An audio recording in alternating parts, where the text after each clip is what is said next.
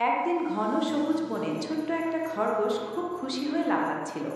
হঠাৎ তার দেখা হলো ধীর গতির এক কচ্ছপের সাথে।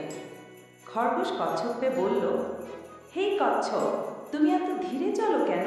দেখো আমি কত তাড়াতাড়ি দৌড়াতে পারি।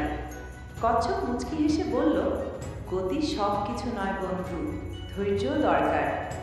তারা সিদ্ধান্ত নিল আবার একবার দৌড় প্রতিযোগিতা করবে। এবার দৌড় শুরু হতেই খরগোশ মনের সুখে দৌড়াতে লাগলো, কিন্তু আবারও গাছের নিচে ঘুমিয়ে পড়ল। কচ্ছপ ধীরে ধীরে এগিয়ে গেল। খরগোশের ঘুমানোর সুযোগে সে শেষ লাইন অতিক্রম করল। খরগোশ ঘুম ভেঙে দৌড়ে গিয়ে দেখল কচ্ছপ জিতে গেছে। সে লজ্জিত হয়ে কচ্ছপের কাছে ক্ষমা চাইল। তুমি ঠিকই বলেছিলে বন্ধু, ধৈর্য আর পরিশ্রমই আসল। কচ্ছপ, হাহা, কোনো সমস্যা নেই, এবার থেকে আমরা একসাথে হাঁটবো, দৌড়াবো, খেলবো। তারা একসাথে হেসে উঠে বনের ভিতর মিলিয়ে গেল।